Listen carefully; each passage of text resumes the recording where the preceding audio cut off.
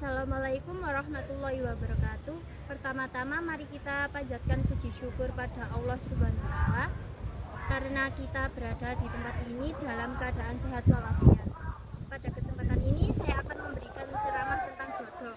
Jodoh bisa diartikan sebagai teman hidup yang mencerminkan diri dan seperti halnya firman Allah pada Quran surah Az-Zariyat ayat 49. Bismillahirrahmanirrahim. Wa min kulli syai'in khalaqna zawjayn la'allakum tadhakkarun. Yang artinya, dan segala sesuatu kami ciptakan berpasang-pasangan supaya kamu mengingat kebesaran Allah. Ada 3 hal yang layak untuk dijadikan pendamping.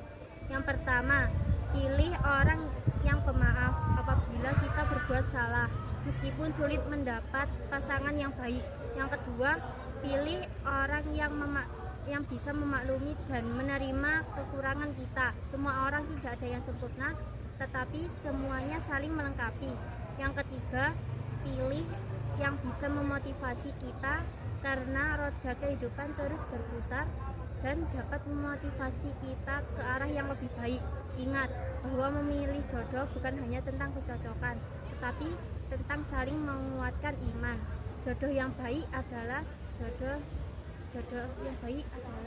yang membawa kita ke arah yang lebih baik. Sekian ceramah dari saya. Wassalamualaikum warahmatullahi wabarakatuh. Assalamualaikum warahmatullahi wabarakatuh. Puji syukur atas kehadirat Allah Subhanahu wa taala. Berkat rahmat dan karunia-Nya kita bisa berkumpul di sini dalam keadaan sehat walafiat. Amin amin ya rabbal alamin. Teman-temanku yang berbahagia, berdirinya saya di sini, saya akan melakukan ceramah singkat yang bertema ciri-ciri orang munafik. Dalam sebuah hadis yang diriwayatkan oleh Imam Bukhari dan Muslim, Rasulullah Shallallahu Alaihi Wasallam bersabda, An Abu Hurairah radhiyallahu anna Rasulullah Shallallahu Alaihi Wasallam qala ayatul munafiki thalathun idza haddatsa kadzaba wa idza wa'ada ahlafa wa idza tumina khana muttafaqun alaih. Artinya, dari Abu Hurairah radhiyallahu Rasulullah Shallallahu alaihi wasallam bersabda, ciri-ciri orang munafik ada 3. Apabila ia berbicara ia berdusta, apabila ia berjanji ia mengingkari, apabila ia diberi amanat ia berkhianat. Teman-temanku sekalian, dapat kita simpulkan bahwa ciri-ciri orang munafik ada 3, yaitu apabila ia berbicara ia berdusta. Orang yang suka berdusta ialah orang yang tidak memiliki komitmen dalam kejujuran. Dalam Islam, kejujuran ialah tanda orang yang beriman. Yang kedua, apabila ia berjanji ia mengingkari. Dalam Islam, menepati janji hukumnya wajib. Kita sebagai orang yang beriman, kita harus wajib memiliki sifat menepati janji. Dan yang terakhir, apabila ia diberi amanat, ia berkhianat. Dalam sebuah amanat terdapat sebuah kepercayaan. Maka dari itu, kita harus melakukan amanat tersebut yang diberikan oleh orang lain agar kita tidak menyakiti hati orang lain. Teman-temanku sekalian, kita harus selalu berhati-hati agar kita tidak termasuk orang yang memiliki sifat munafik tersebut. Allah Subhanahu wa taala mencela orang yang memiliki sifat munafik itu karena sifat munafik merusak kepercayaan dan merugikan banyak pihak. Semoga kita diberikan oleh Allah Subhanahu wa taala hidayah agar kita bisa menjauhi sifat munafik dan memperkuat iman serta akhlak kita. Amin. Selamat siang, perkenalkan nama saya Ega Bagus Effandi, nomor absen 10. Assalamualaikum warahmatullahi wabarakatuh. Alhamdulillah, puji syukur terhadap Tuhan Yang Maha Esa yang telah memberikan kita nikmat usia dan waktu. Di sini saya akan menyampaikan sedikit materi tentang menghargai waktu, menggapai keberkahan hidup. Saudara-saudaraku, ada salah satu nikmat yang kita sering lupakan, yaitu menghargai waktu. Padahal waktu adalah karunia yang terbesar diberikan oleh Allah Subhanahu wa taala. Di dalam surat Al-Asr sudah dijelaskan bahwa Al-Asri innal insana lafi khusri illal ladzina amanu wa amilus solihati wa tawassaw bil haqqi wa tawassaw bis sabr. Yang artinya demi masa sesungguhnya manusia itu benar-benar dalam kerugian kecuali orang-orang yang beriman dan melakukan amalan soleh. Saudara-saudaraku yang saya banggakan, marilah kita renungkan berapa banyak waktu yang kita buang secara sia-sia. Padahal waktu yang kita buang belum tentu bisa terulang kembali. Adapun cara untuk menghargai waktu, yang pertama, membuat perencanaan. Aturlah waktu sebaik mungkin dan gunakan waktu tersebut untuk kegiatan yang bermanfaat. Yang kedua, hindari kemalas-malasan, karena kalau ada tugas ya jangan ditunda-tunda ataupun gimana gitu. Yang ketiga, gunakan waktu untuk beribadah. Contohnya seperti sholat, mengaji, berzikir, dan lain-lainnya. Saudara-saudaraku, semoga kalian semua menjadi hamba-hamba Allah yang pandai memanfaatkan waktu dengan sebaik-baiknya. Sekian dari saya. Wassalamualaikum warahmatullahi wabarakatuh. Assalamualaikum warahmatullahi wabarakatuh. Pertama-tama marilah kita ucapkan puji syukur atas kehadirat Allah SWT, Tuhan semesta alam yang senantiasa memberikan anugerah dan nikmatnya dalam keadaan sehat walafiat. Teman-teman dan hadirin yang dirahmati Allah SWT, pada kesempatan kali ini saya akan menyampaikan pidato mengenai seseorang yang sangat kita sayangi kehadirannya dalam kehidupan kita, yakni ibu. Ibu sudah sangat berperan dan berjasa besar dalam kehidupan kita. Bahkan sejak kita masih dalam kandungan, ibu sudah mengandung selama 9 bulan lamanya dan harus berusaha payah melahirkan kita dengan rasa sakit yang sangat luar biasa. Adapun dalil mengenai berbakti pada orang tua, pada surah Al-Isra ayat 24, wahfid lahuma janaha dzulli minar rahmati wa qul rabbirhamhuma kama rabbayani shaghira. Artinya, rendahkanlah dirimu terhadap keduanya dengan penuh kasih sayang dan ucapkanlah, wahai Tuhanku, sayangilah keduanya sebagaimana mereka menyayangiku pada waktu kecil. Dari perjuangan ibu, sejak kita masih dalam kandungan dan setelah kita lahir, ibu sudah ikhlas memberikan kasih sayang tanpa kita bisa memberikan apapun. Untuk itu, kita semua wajib berperilaku baik dan berbakti kepada ibu sampai akhir hayat. Jangan sampai kita menjadi anak yang durhaka karena tidak mau menuruti perkataan ibu atau sekedar mengurus persoalan rumah. Karena dengan berbakti pada ibu dan juga orang tua, maka Allah akan memberikan limpahan nikmat dan rahmatnya kepada kita semua. Demikian pidato yang saya sampaikan tentang ibu kali ini. Semoga kita semua mendapat manfaat dari pidato yang saya sampaikan. Wassalamualaikum warahmatullahi wabarakatuh. Assalamualaikum warahmatullahi wabarakatuh. Perkenalkan, nama saya Afrandira Yufanda Zara. Di sini saya akan membacakan dakwah yang berjudul Sabar. Allah Subhanahu wa taala selalu menghendaki umatnya untuk berlaku sabar dan lapang dada dalam melakukan segala hal.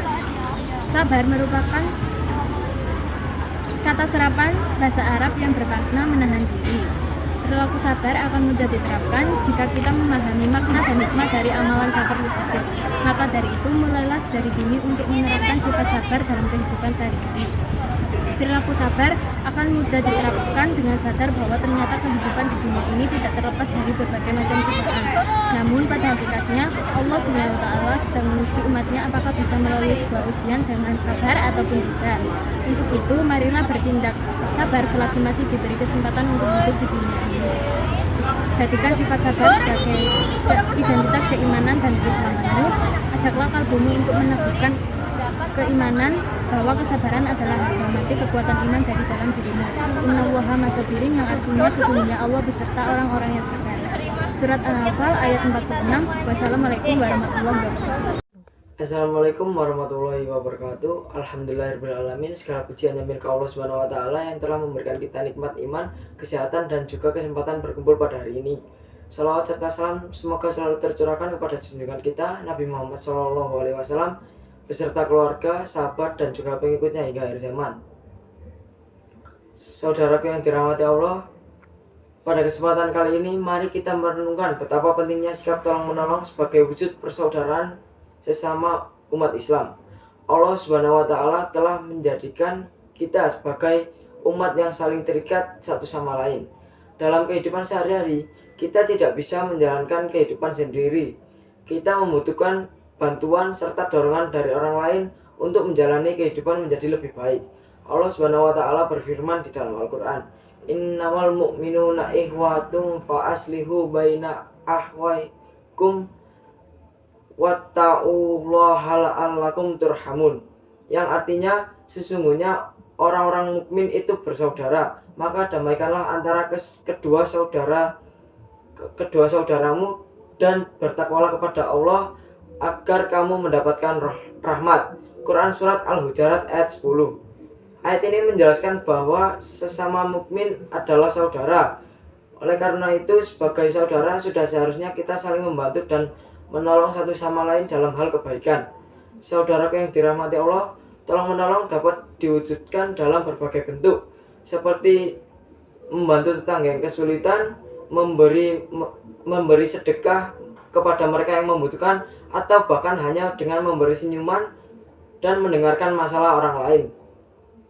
Sikap tolong menolong itu akan menimbulkan rasa cinta dan kasih sayang di antara kita, serta menjadikan kita menjadi lebih harmonis dan penuh keberkahan.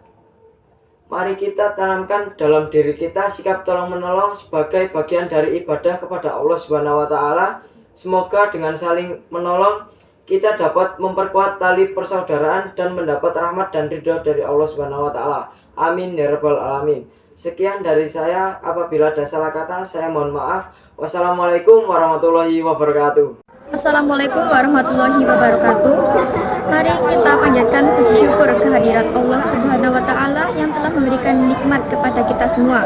Semoga rahmat dan keberkahannya senantiasa menyertai kita dalam menjalankan ibadah ini. Pada kesempatan ini, saya akan sedikit membahas tentang salah satu malam yang paling mulia, yaitu malam Lailatul Qadar. Malam ini merupakan momen istimewa di bulan Ramadan yang dipercaya memiliki keutamaan yang luar biasa. Allah Subhanahu wa taala berfirman pada surat Al-Qadar ayat 1-3. Inna anzalnahu fi lailatul qadar wa ma adraka ma lailatul qadar.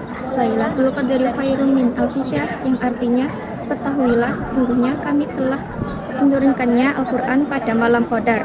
Dan tahukah kamu apakah malam kemuliaan itu? Malam kemuliaan itu lebih baik daripada 1000 bulan.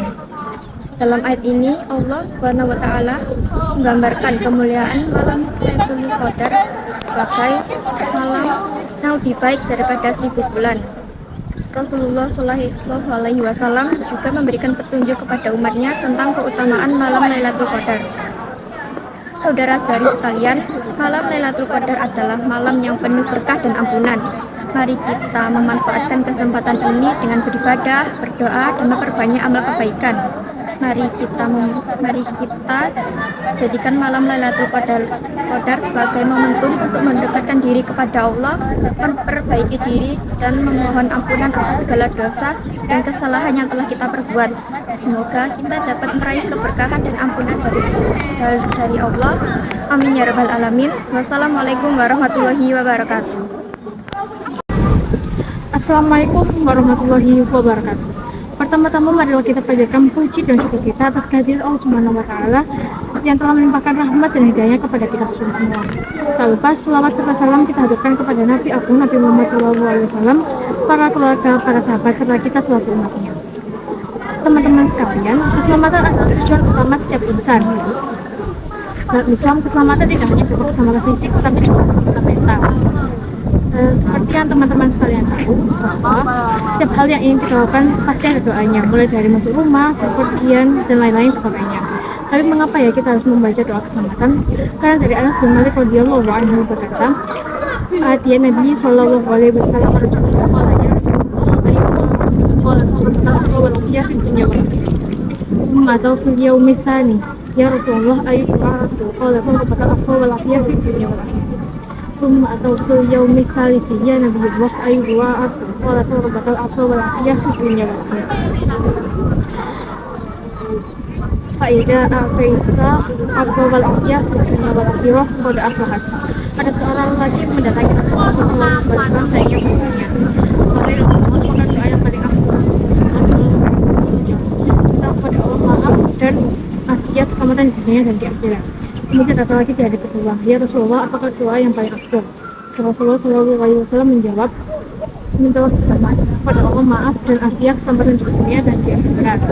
Kemudian datang lagi di hari ketiga, "Wahai Nabi Allah, apakah doa yang paling afdal?" Rasulullah SAW menjawab, mintalah kepada Allah maaf dan afiat keselamatan di dunia dan di akhirat.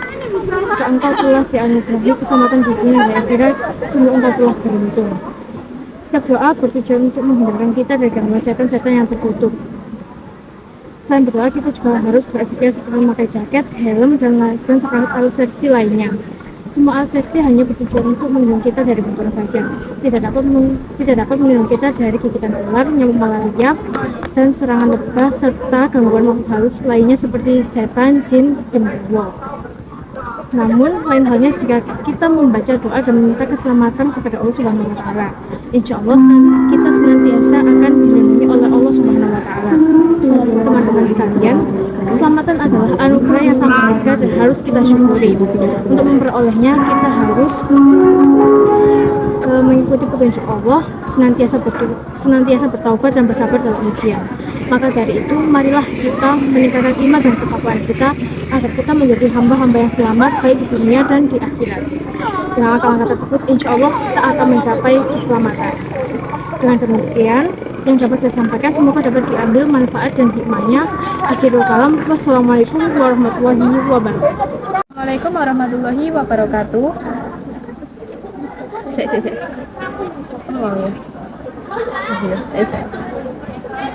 Assalamualaikum warahmatullahi wabarakatuh. Hadirin yang dirahmati oleh Allah Subhanahu wa taala, pada kesempatan kali ini saya akan menjelaskan dakwah tentang zakat fitrah. Zakat fitrah adalah zakat jiwa yang wajib dikeluarkan oleh setiap orang pada akhir bulan Ramadan. Tujuan dari zakat fitrah adalah untuk menyucikan dan membersihkan diri orang yang berpuasa selama bulan Ramadan dari perkataan maupun ucapan yang tidak baik dan memberi makan orang-orang yang membutuhkan pada saat hari raya Idul Fitri. Dalam Al-Quran surah At-Taubah 103 yang membahas tentang perintah zakat yang berbunyi khudz min amwalihim shadaqatan tutahhiruhum wa tuzakkihim biha wa sholli 'alaihim inna sholataka lahum wallahu sami'un alim. Artinya, ambillah zakat dari harta mereka guna menyucikan dan membersihkan mereka, dan doakanlah mereka karena sesungguhnya doamu adalah ketentraman bagi mereka. Allah Maha mendengar, Maha mengetahui. Ada beberapa syarat wajib dalam mengeluarkan zakat fitrah, yaitu beragama Islam, berada sebelum terbenam matahari pada akhir bulan Ramadan, dan memiliki kecukupan harta baik bagi dirinya sendiri maupun orang yang menjadi tanggungannya. Zakat fitrah yang dikeluarkan bisa berupa makanan pokok yang biasa dikonsumsi dalam kehidupan sehari-hari, misalnya beras. Zakat fitrah yang dikeluarkan oleh setiap orang adalah berjumlah 2,5 kg atau 3,1 liter. Ada waktu wajib saat mengeluarkan zakat fitrah, yaitu berada saat terbenamnya matahari pada akhir bulan Ramadan sampai sebelum melaksanakan sholat Idul Fitri. Namun ada waktu yang lebih utama lagi, yaitu mengerjakan pada setelah melaksanakan sholat subuh pada hari raya Idul Fitri. Rasulullah SAW menganjurkan kita untuk bersedekah dan berzakat kepada orang membutuhkan. Oleh karena itu, marilah kita menjalankan kewajiban ini dengan penuh kesadaran dan keikhlasan agar kita mendapatkan keridhaan dan keberkahan dari Allah SWT. Sekian dari saya. Wassalamualaikum warahmatullahi wabarakatuh. Assalamualaikum warahmatullahi wabarakatuh. Segala puji bagi Allah Subhanahu wa taala, Tuhan semesta alam, atas karunia-Nya dan rahmat-Nya kita dapat hidup di sini dalam keadaan walafiat. Pada kesempatan kali ini, izinkan saya menyampaikan kebaikan buat kita bersama dengan tentang kesombongan. Kesombongan adalah sikap rasa baik di dalam lain. Allah Subhanahu wa taala berfirman dalam Al-Quran, sesungguhnya Dia tidak menyukai orang-orang sombong. dalam surat An-Nahl ayat 23 yang berbunyi la jarama anallahu ya'lamu ma yusiruna wa ma yu'linun innahu la yuhibbul mustakbirin, yang artinya tidak diragukan lagi bahwa Allah Subhanahu wa taala mengetahui apa yang kita rahasiakan dan apa yang mereka lahirkan. Sesungguhnya ia tidak menyukai orang-orang yang sombong. Dari ayat di atas, Allah melarang kita untuk berbuat sombong karena kesombongan dapat membuat kita menjadi kehilangan hubungan baik dengan orang lain. Selain itu, kesombongan juga menghambat kesuksesan dan kebahagiaan. Sikap sombong ini membuat kita menjadi sulit menerima kritikan dan menganggap diri kita sempurna. Jadi kita harus ingat bahwa segala sesuatu yang kita miliki adalah titipan. Semoga kita terhindar dari sifat sombong dan selalu bersikap rendah hati. Demikian, mudah-mudahan kita terhindar dari sifat sombong. Akhir kata, wassalamualaikum warahmatullahi wabarakatuh. Assalamualaikum warahmatullahi wabarakatuh. Segala puji bagi Allah, Tuhan semesta alam. Sebab atas karunia-Nya kita dapat berkumpul di sini dalam keadaan sehat walafiat. Kesempatan ini berkenan saya memanfaatkan untuk memberikan sepatah dua patah kata tentang kematian. Tahukah kalian apa yang baik dengan kita? Bukan orang-orang yang kita cintai, bukan pula kekayaan. Perlu kita sadari bahwa apa yang baik dengan kita adalah kematian. Dalam Quran surat Al-Anbiya ayat 35 yang berbunyi, kullu nafsin dha'iqatul maut wa nabluukum bisyarri wal khairi fitnah wa ilaina turja'un, yang artinya setiap yang bernyawa pasti akan merasakan kematian. Kami menguji kamu dengan keburukan dan kebaikan sebagai cobaan. Kepada kamilah kamu dikembalikan. Surat tersebut telah menjelaskan bahwa kematian pasti akan menghampiri setiap manusia yang hidup di dunia. Soal kapan waktu datangnya, tidak ada satupun manusia yang dapat mengetahuinya. Tidak ada satupun manusia di bumi ini yang dapat mengetahui kapan ajalnya menjemput. Oleh karena itu, mari kita mulai menumpuk kebaikan dan amalan untuk bekal di akhirat kelak. Mari kita gunakan waktu yang ada untuk bertaubat kepada Allah SWT. Setiap langkah menujunya adalah langkah menuju kebahagiaan sejati. Jangan tunggu hingga terlambat. Sesungguhnya Allah SWT menerima taubat hambanya yang ikhlas. Ayo kita perbaiki diri, tanamkan amal baik, bersihkan hati sebelum kita menghadapi hari yang pasti itu. Jadikan setiap hari sebagai kesempatan untuk kembali kepadanya. Sekian dakwah kematian dari saya. Semoga kita semua terlindung dari siksa api neraka. Wassalamualaikum warahmatullahi wabarakatuh. Assalamualaikum warahmatullahi wabarakatuh. Perkenalkan, saya Mayantri Mandani dari kelas 6. Di sini saya akan menyampaikan dakwah pentingnya menepati janji. Hai orang-orang yang beriman, benar kata-kata janji itu, dan tepatilah perjanjianmu dengan Allah apabila kamu berjanji. Nabi SAW bersabda, ayatul munafiki salasun idza hasaba wa idza alafa wa idza tuminakona. Ya, artinya tanda orang munafik ada 3, yaitu apabila ia berkata ia berbohong, apabila ia berjanji ia mengingkari, dan apabila ia diberi amanah ia berkhianat. Menepati janji merupakan salah satu keistimewaan yang dimiliki oleh setiap muslim. Menepati janji juga termasuk akhlak mulia yang dimiliki setiap mukmin. Bahkan ia menjadi salah satu keistimewaan yang dimiliki oleh manusia. Bahkan orang yang menyanggahkan sifat ini berarti telah menyamai benih-benih kemunafikan dalam dirinya. Mari tepatilah janjimu, sesungguhnya janji pasti dimintai pertanggungjawabannya. Assalamualaikum warahmatullahi wabarakatuh. Perkenalkan, nama saya Pembayu Miji Lestari dari kelas 11 6. Di sini saya akan menyampaikan dakwah tentang menebarkan kebaikan dengan hikmah dan kelembutan.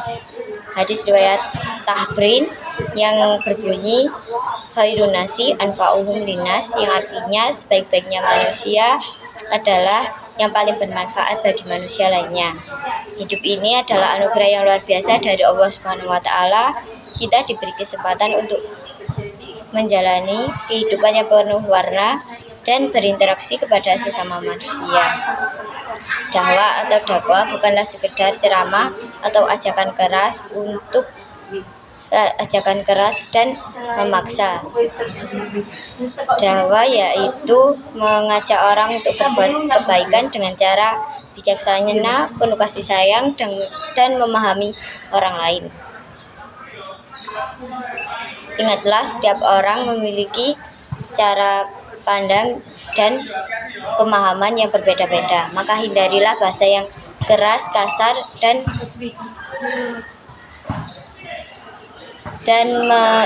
menghakimi. Sebaliknya, sampaikanlah dengan bahasa yang santun, mudah dipahami, dan disertai contoh-contoh yang relevan. Marilah kita menjadi teladan bagi orang lain. Tunjukkanlah akhlak mulia dalam ucapan dan perbuatan. Berbuat baik kepada semua orang tanpa melihat latar belakang, suku, ras, dan agama. Sebarkanlah senyum, salam, dan sebarkanlah ilmu yang bermanfaat, dan sebarkan semangat positif kepada lingkungan sekitar. Kita bisa menyebarkan kebaikan dan manfaat kepada semua orang. Semoga Allah Subhanahu wa Ta'ala selalu meridhoi dakwah kita dan menjadikan hambanya yang senantiasa bermanfaat bagi lingkungan sekitar. Amin amin ya rabbal alamin. Sekian dakwah dari saya akhiri. Wassalamualaikum warahmatullahi wabarakatuh.